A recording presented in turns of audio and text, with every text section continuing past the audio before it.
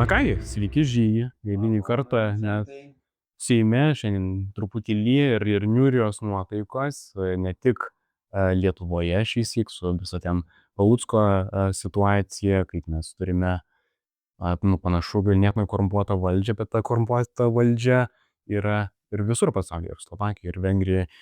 Ir, retai kada mes šiais laikais matome tokių, saulės spindulių, kurie skverbtųsi per debesis, bet man atrodo, kad, panašu, kad Amerikoje dalykai galbūt juda teisinga kryptimi. Kaip jūs manote? Ir šiaip, kas naujo, kas... Na, visų pirma, sveikinu ir tave, baigus mokslus bent jau šitą semestre. O šiaip tu visiškai teisus. Vakar vienas iš pasisakiusių tam mitinge tą ir pasakė, aš labai nenoriu, kad mano šalis taptų Vengrija. Nes viskas taip ir prasidėjo, ar Vengrijoje, ar Slovakijoje. Pradžioje kažkokia korupcija, kažkokios vagystės ir melas, bet po to tai pereina į užsienio politiką. Po to tu pereini į klupčiavimą Rusijai ir Kinijai ir kas ir dabar vyksta, tu blokuoji Ukrainai kelius į Europos Sąjungą. Ne tik NATO nepasiuntė žinios Ukrainai, bet ir faktiškai Europos Sąjunga išduoda, jeigu tai taps realybė rugsėjo mėnesį, mes galbūt pradėsime dėrybas dėl narystės tik su Moldova, bet ne su Ukraina, kas yra absoliučiai nepriimtina.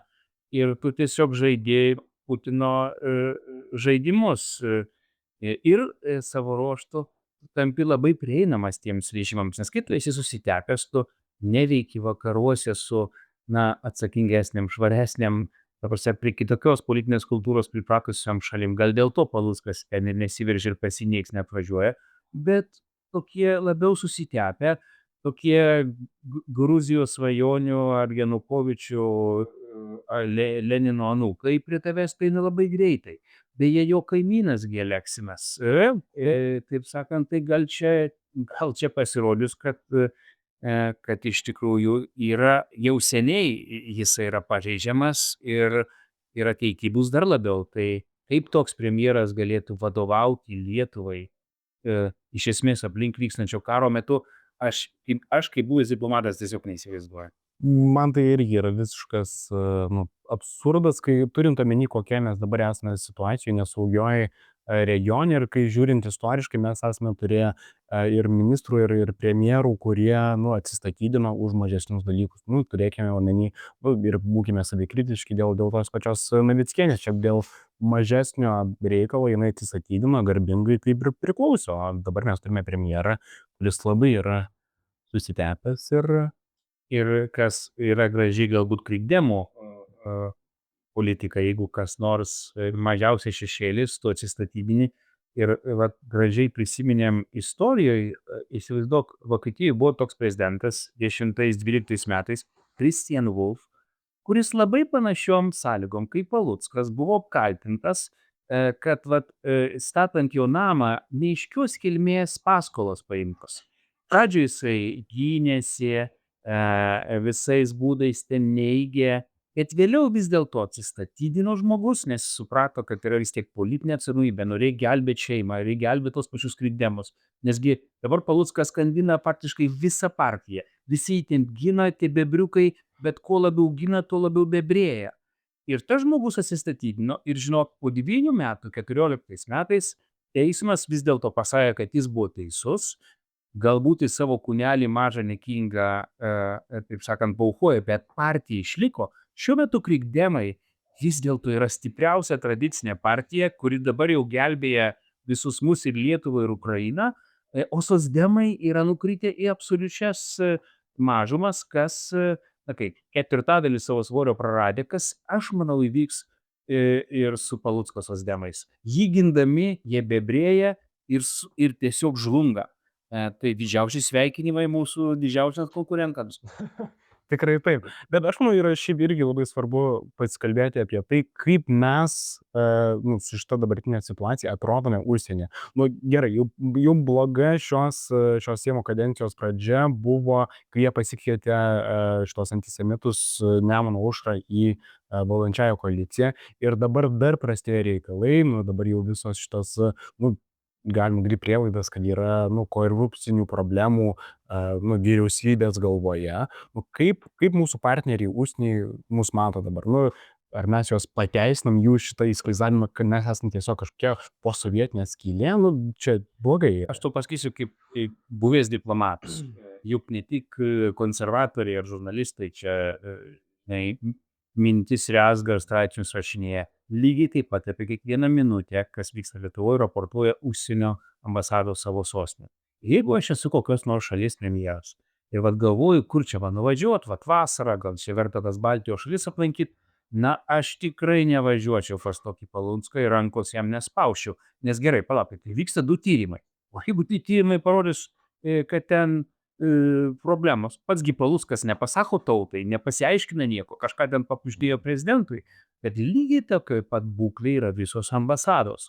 Jos tikrai dabar nieko neorganizuos, niekur jo nekvies, nes kas nori, kad jų lyderis būtų nuotraukoj su kažkokiu keistu, galimai korumpuotu žmogum. Panašiai, aš jau neminėsiu mūsų lyderių, įsivaizduok, prieš gerus 3 metus, kai dar Gruzijos svajonė nebuvo tokia baisi, kai dar nesulindavo visų, čia rovėsi, labai norėjo atvažiuoti Gruzijos premjeras. Ir neminėsiu aš tų aukštų mūsų politikų, kurie sakė, ne, ačiū, Žygi, niekada su šitu žmogum, kuris taip elgėsi, aš nenoriu būti vienoje nuotraukoje. Ir tiesiog žmogus, tas Lietuvos politikas saugo savo reputaciją, nes jis irgi yra renkamas. Tu negali spausti rankų kažkokiam galimai vagiui ar galimai susijusiam su autokratiniais režimais, neiškiom paskolom ar ko tik nori asmenį. Tu saugai savo reputaciją, nes tu esi politikas. Tai gilus liūdesys dėl tokios situacijos. Grįžtant nors kiek pozityvo iš šios savaitės, tai aišku, dar man sunku patikėti tais Trumpo žodžiais, bet 2 pasisakymai, tiek dėl atnaujintų ginklų. Aišku, klausimas, kodėl Heksetas ir jo kompanija, jo Pentagonas, kuris jau antrą kartą, kabutėse tokia klaidelė netyčia padaro, vieną kartą žvalgybinę informaciją sustabdęs Kurske, kas kainavo tūkstančius ukrainiečių gyvybių, o dabar nutraukdamas paramą, kodėl atsakomybės iš jo nepareikalauja. Bet gerai, tai, kad Trumpas pasakė atnaujinsiu ginklų tiekimą ir po to dar visa tirada, koks blogas Putinas ir galbūt reikėtų įvesti sankcijas, yra tie geri ženklai. Įdomu tai, kad jis tai pasakė po Izraelio susitikimo eilinio su Netanyahu. Tai labai norisi, kad ta dvasia, taip sakant, kai buvo vis dėlto įkalta į ragus Irano režimui, pereitų ir į Rusijos režimą, taip sakant, kad lygiai taip pat įkaltų į kaktą ir Putinui. Bet ar tai bus, ar Putinas vėl nepaskambins meilikaudamas, nepasakys, kad jis yra pats didžiausias didvyris ir herojus ir Trumpas neapsuks tų kalbų, nežinau. Aš sakyčiau 50-50, reikia dirbti su amerikiečiais toliau. Jo, kad reikia su jais dirbti toliau, tai tikrai taip. Aš, kad irgi labai norėčiau tikėti, kad vis dėlto bus įvestas, atnaujintas šitas ginklų tiekimas ir sankcijos sustiprintos. Tai, manau, mes visi šito norime, bet aš vis dėlto į tai žiūriu ganėtinai skeptiškai irgi, turime pripažinti, kad retorika Trumpo ir veiksmams yra visiškai nelygi, kartais kardinaliai skiriasi. Bet užtat gal teko jums girdėti, kokios nuotaikos kongrese, Senate, Amerikos, kas ten vyksta, gal pagaliau išdrįsta vis daugiau senatorių, kongresmenų sakyti tiesą, kad vis dėlto... Kongresas yra įpykęs, aš mačiau padraugus, Ukrainos grupės pirmininkus ir kitus labai griežtai pasisakančius prieš tą sprendimą nutraukti ginklus, rašančius laiškus Trumpui, ir ne tik jie supykę. Praeitą penktadienį, dar būdamas Moldovai, aš surinkau beveik 40 ar 50 aukštų Europos politikų parašų ir mes taip savotiškai, tai buvo kaip tik Liepos 4, pasveikinom Ameriką su nepriklausomybė, primindami, kad ukrainiečiai žūsta už tas Amerikos vertybės ir idealus, kurie Amerika apsaugojo prieš daugiau negu 200 metų, bet kad mūsų laisvė yra susijusi. Tai yra beje amerikiečių teiginiai. laisvė yra susijusi ir mes turim kovoti vienas už kito laisvę. Tą mūsų laišką pastebėjo ir politiko, tai jis išplito gan plačiai Amerikoje, nes visi Ukrainos draugai pasiuntė visiems, kam tik gali tą laišką, parodydami, na, tam tikrą dviprasmybę šitos politikos, kai jeigu tu esi amerikietis, na, man tai yra savokia, kad tu gini vis dėlto laisvę, ne tik savo, bet ir kitų laisvų tautų, nes mums Amerika yra idėja, tai yra ne tik valstybė. Tai yra laisvės švyturys tamsiame pasaulyje ir mes vėliau šiandieną serijoje pasiklausysim diskusijos apie tai, kas įvyko jau Slovakijoje ir kaip jie vis dar kovoja už savo laisvę, tie, kas gali. Ir nu, dar bus matyt, kokia situacija toliau klostysis Vengrijoje. Tai dar sykį ačiū Jums labai, Žygi, ir iki sekančio. Iš tikrųjų, Slovakija yra labai svarbi ta prasme, kad, na, jeigu Vengrija nepaklus europiečiams, mums lieka vienas branduolinis ginklas prieš vengrus. Yra toks vadinamasis straipsnis 7. Jeigu visos šalys išskyrus tą baudžiamą sutinka, tai yra ir Slovakai turi sutikti, mes galime atimti balso teisę iš Vengrijos. Ir tai bus labai skaudu. Tai yra atominis ginklas, kuriuo bijo šalis naudoti viens prieš kitą, bet Slovakai kol kas buvo tie, kurie leido vengram išgyventi. Tai mūsų tikslas yra juos įtikinti vis dėlto to nedaryti. Ir pasižiūrėsim, kiek stipri yra opozicija tiek Vengrijoje, kur turi rinkimai vykti jau kitais metais, tiek Slovakijoje. Aš labai tikiuosi, kad vis dėlto tie europiečiai rodys, kad tos senos vidurio Europos tautos yra europiečiai, o ne kažkokie rusų ir kiniečių pakalikai. Tikrai taip. Tai gero likusio klausimo ir Jums gražios likusios dienos. Ačiū tau, Luisa. Good afternoon, everyone.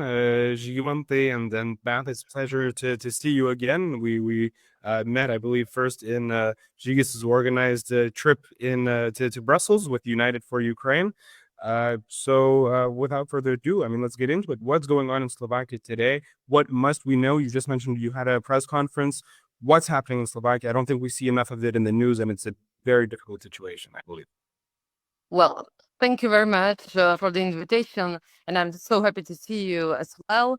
And Žygis in a nutshell that I was not able to go to because this week we had a huge storm here in the east of Slovakia, so I had to stay here and help people who lost their roofs, and they had some wood everywhere in their gardens. So we as politicians wanted to show example, and we went there contrary to the coalition and to the government, and we really helped people. So this is why I was not able to join Žygis.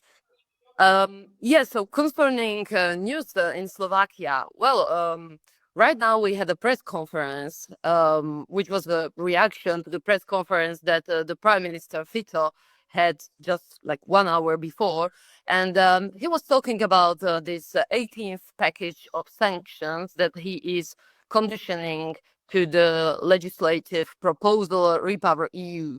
And as you may know, he doesn't want to support it if there are like no guarantees for Slovakia concerning the Russian gas, because he doesn't want to stop to buy Russian gas. And so now he started to talk finally with European partners. He had German Chancellor Friedrich Merz on the phone. He also had Polish Prime Minister Tusk. And I hope others are pushing him as well to finally allow the adoption of this package of sanctions that we all know we need in this moment when Russia is intensifying attacks on civilians in Ukraine, and we really need to put them back because they are progressing in Ukrainian territory. And this package is a kind of economic tool to not make them able to finance the war as they want. And, Slovak government is all the time saying that we do not provide military help to Ukraine because we do not want Slavic people to kill each other, which is totally insane. Because if someone is killing someone, then it's Russia who is killing Ukraine.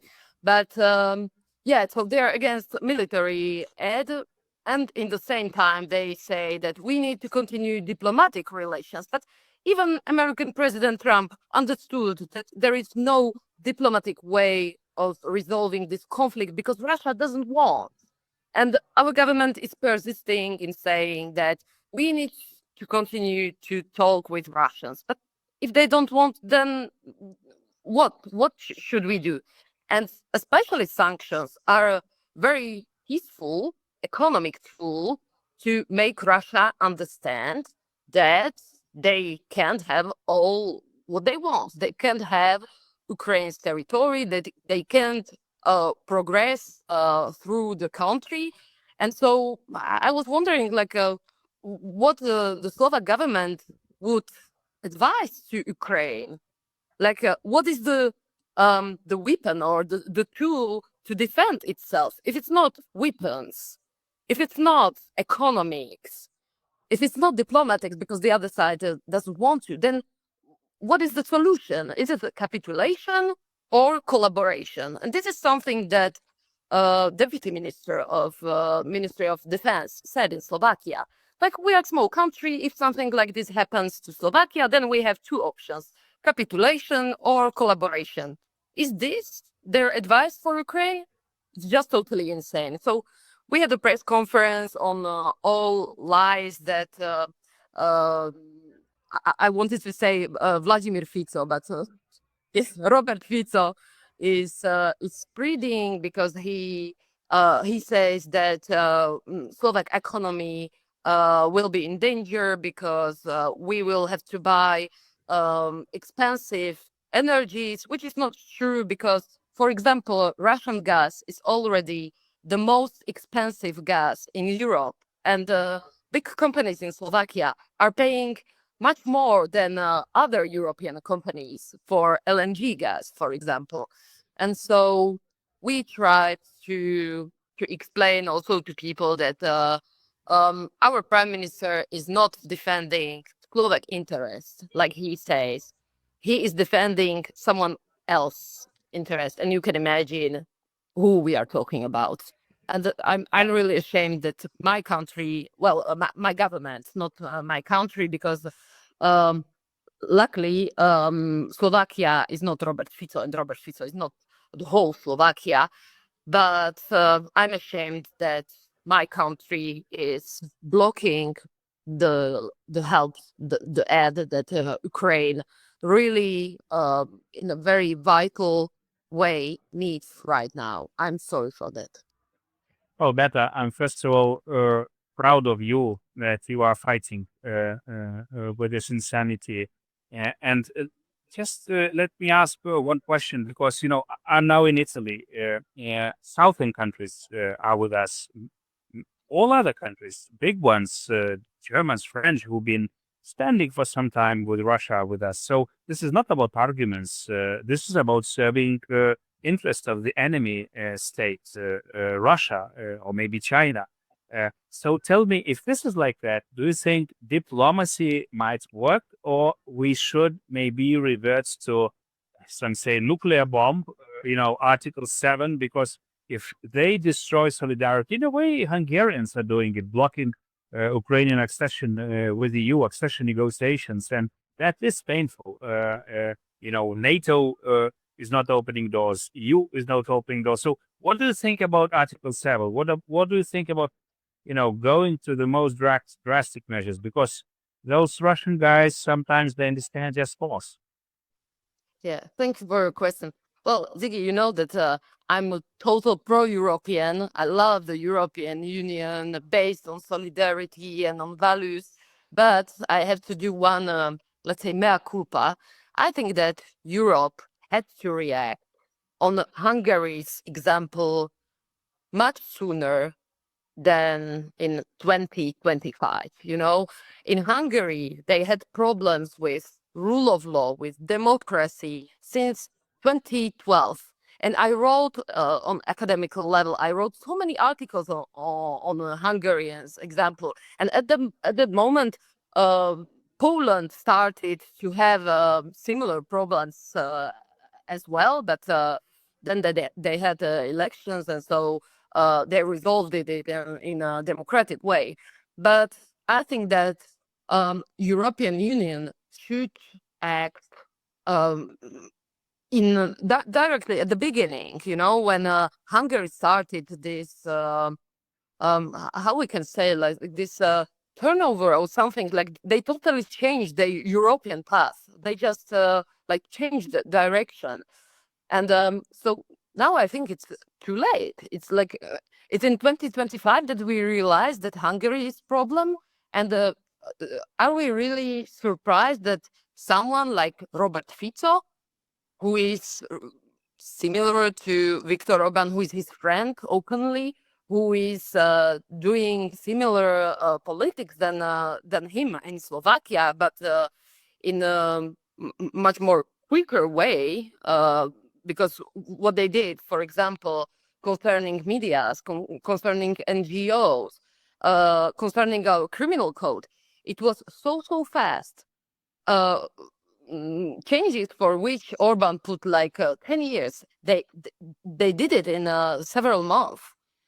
And so now European Union is surprised that we have these autocratic regimes inside of the EU. Well, concerning Article 7, I think that there are several problems that we will face, because even at the beginning, in the first phase of the use of this article, you need to have unanimity. And you know that Slovakia will always support Hungary. And Robert Fico repeated it several times, that he will never accept sanctions against Hungary just because they have different opinion, he says. So we know that even if we really want to action this article, this will be at least politically problematic, because Slovakia, and maybe, but I hope not so, but there is a chance in autumn in Czech Republic, if Babiš won elections, then we will have another problem in Eastern Europe, I'm afraid. So I'm not sure if the use of Article 7 against Hungary right now will really help. I'm a little bit afraid, I have to say, that it will help all populists and autocrats to continue to spread their narrative, saying that, you see, when someone has different views, then the EU is blocking its mouth. Because I can imagine that this is something that Robert Fico will say in a few months if we do so against Hungary.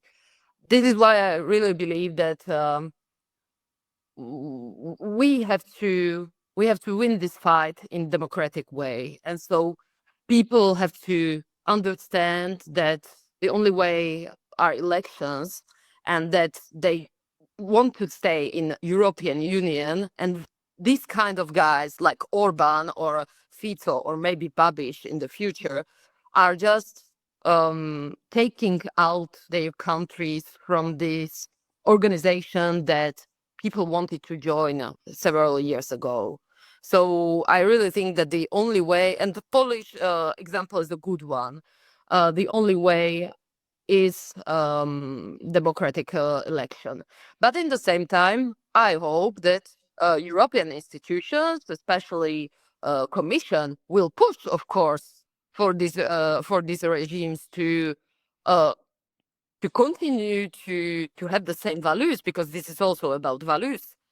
And of course, the Article 7, but also other measures, for example, the mechanism of conditionality, are diplomatic political tools to make them understand that we all agreed on some measures, some way of functioning, and they have to respect it. And if not, there is a way to go out. But this is not in the interest of the people of their countries. And I can tell you that when the vice president of the party, Smer, Fico's party, said in one TV discussion that the Slovak seat is not a priority for the moment, but we have to keep the door opened. We had tens of thousands of people in streets protesting against it because this is something that even those who normally vote for the coalition, they are afraid of, because they know that a small country like Slovakia can go out from the EU, can make it a Slovak seat. Now they are talking about neutrality, so about going out from NATO as well. And people, they are really afraid. They start to realize how dangerous is this Fico's politics. And even if it's just about talks, they just play with some populist mood or something like this. It's dangerous because you can never know. And the British example is a good one in this way. So If I may, sorry, I have. I mean, this is my last question. I know we're all very busy, but I'm very interested on this. I mean, you mentioned it very clearly, and I agree absolutely that what these wannabe dictators fear most, it's the people that actually have the power to take them out or put them in. So and in Hungary, I mean, we see that Orban nonetheless still has quite a large supporter base that might very well keep him in power for another term. So what does this situation look like in Slovakia? I mean, you're right. Fico is corrupting the country far faster than Orban did. But maybe this is so fast that the whole population might actually be turning against him even faster. Is that the case, or are we looking at something completely different? well, I think that the difference between Slovakia in this moment and Hungary several years before is the division of or polarization of the society. Because right now, Slovakia is really divided into half and half. And this helps Fico in some way because he can still count on this 50% of people, and he is still like throwing to them what they want to hear. He's a kind of pragmatic politician. He's not liberal. He is not social democrat. He is even not conservative, even if he's going to conservative summits. But he is really pragmatic, and he still knows what to say to people, what they want to hear in a kind of way. And I think that Hungary in 2012 was not as divided as Slovakia. So this is why it took to Orban so many years. But now we see also in Hungary that the opposition is growing. And I think it's a good signal that people realize that this kind of politics, what Orban was doing for all these years and what Fico is now doing in several months, doesn't bring the happiness, the well-being, the, I don't know, prosperity, competitiveness to the country and to its people. It's not the case, because when we see, for example, the economic situation of Hungary, are they doing better than Czechs, than Polish? Not at all, not at all. And who is in power since 15 years? It's Viktor Orban. And the same for Fico. Imagine, like now is his fourth government. He was in power for 14 years with very small pauses. Slovakia is in a very bad economic shape. For example, our schools are not modern at all. Educational system is in a very, very bad shape. Let's talk about hospitals. We have these walls which are falling. Sometimes we have birds in neonatology structures because windows, you can't really close windows, and all these are results of Fico's politics and corruption since years and years. And even if the society is divided right now, I think that people, they start to understand this. And he's even if sometimes he plays in the same way as um, extremists, for example, far right or fascists are doing. He plays with fear of people. And this is how he won the campaign 2 years ago, because he said that the opposition will, well, the opposition at the time, coalition, but nowadays opposition will send our sons and daughters to the war in Ukraine. And everybody was afraid, of course. Now he plays again with the fear, because he says that we will have so expensive energies that people won't be able to heat their houses. And so all the time he plays with this feeling of fear, which is very strong, because he has nothing else to propose to people. No vision, no project for the country, and people, they really start to realize it. So uh, I hope that for the next elections, normally it's in 2027, but we hope some early elections, especially because they will have a huge discussion about budget in autumn, and as they have to propose a new plan for consolidations, and all three parties in government are just defending their own interests, I think that they will have a big fight, and maybe, hopefully, we will have elections the next year. I hope really for the best, for the future of my country, that it will be the case. Thank you, Beata. Thank you for your fight. For me, you are Slovakia. And I remember the words you said to Zelensky. You are fighting the same fight. And we, of course, should all remember that populists, they bring chaos, they bring lies, they destroy your wealth, wealth here, as well as bring China and Russia into your country.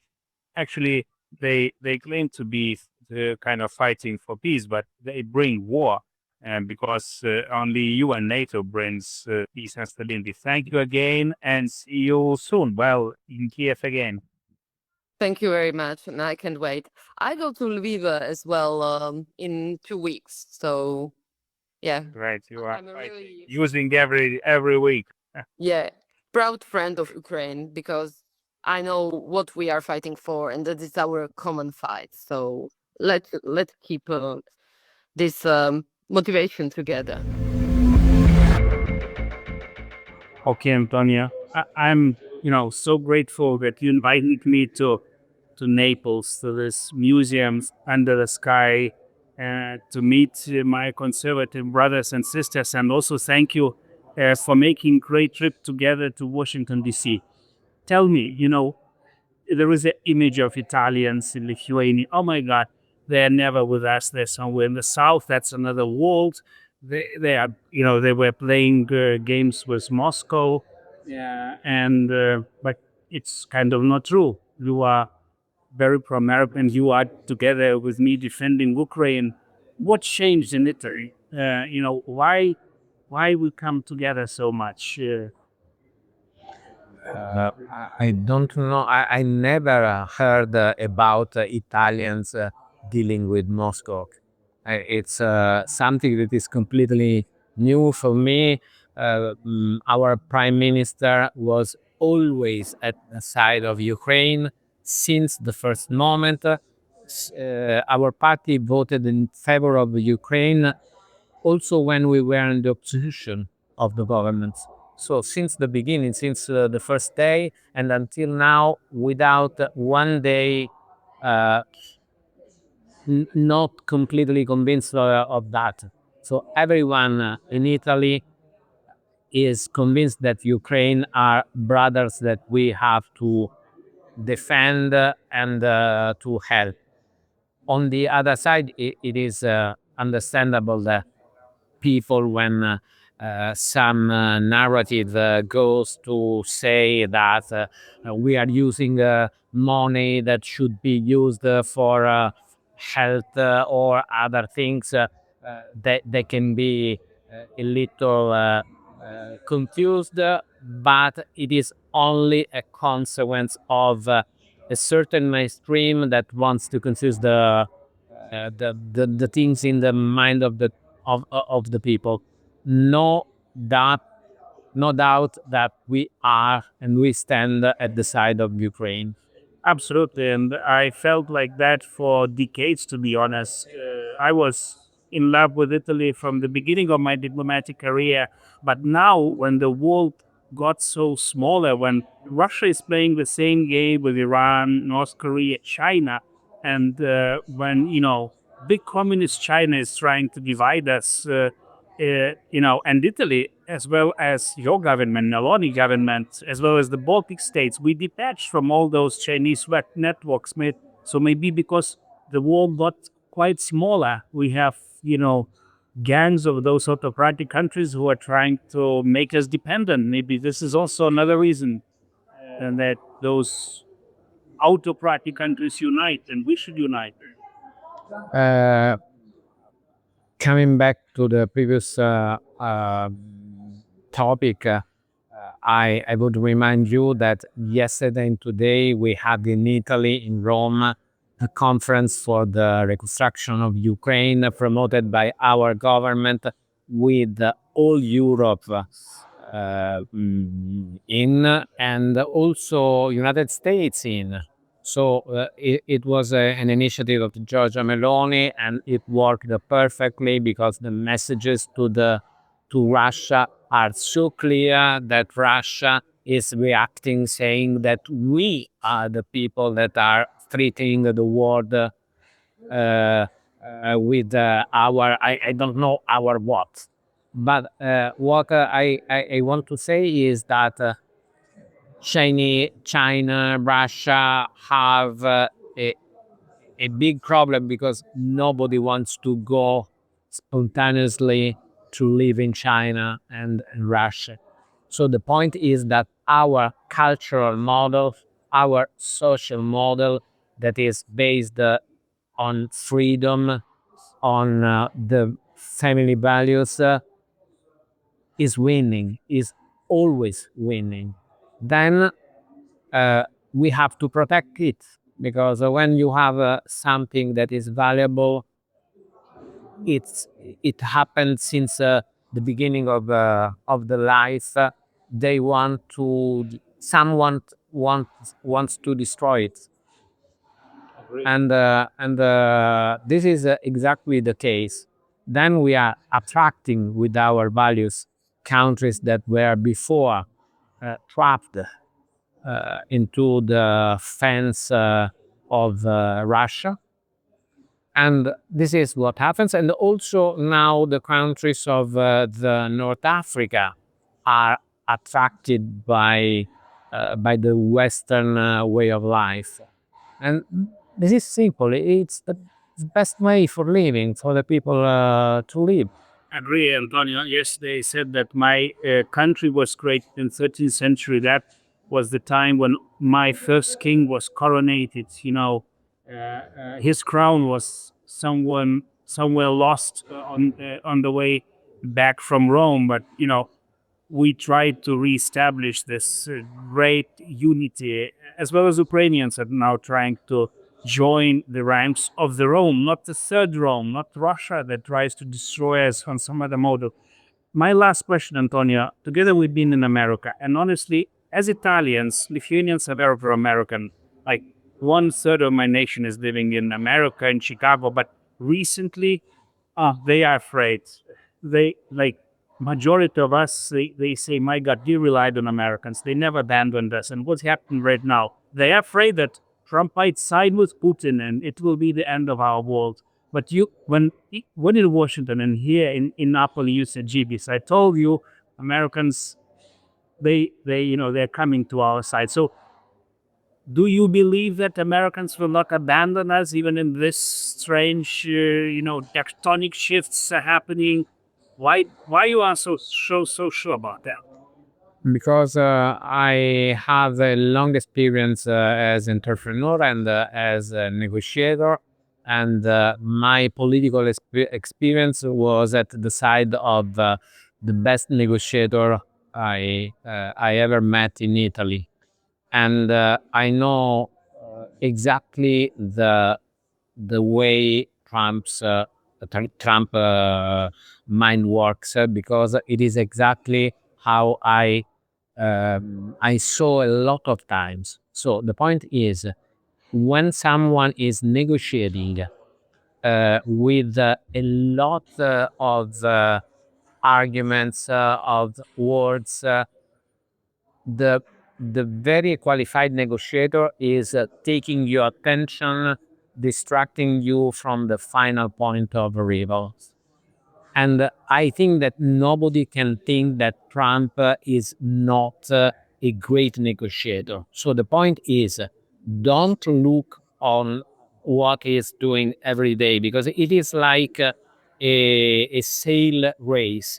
If you look every second where the sail is going, you cannot understand anything. I don't know if you have this experience when you look at the screen, what are they doing? But then when you know that they are going from a certain point to another point and you read the full picture, then everything is clear. And then Trump has built his business, I say business in terms of American nation with Ukraine. He has all the interests in having the result. Russia is a competitor of United States on the commercial point of view, is a competitor in terms of imposing, trying to impose a way of life to the people. So why? Absolutely. Thank you so much, Antonio. Thank you for invitation and thank you for friendship. My pleasure.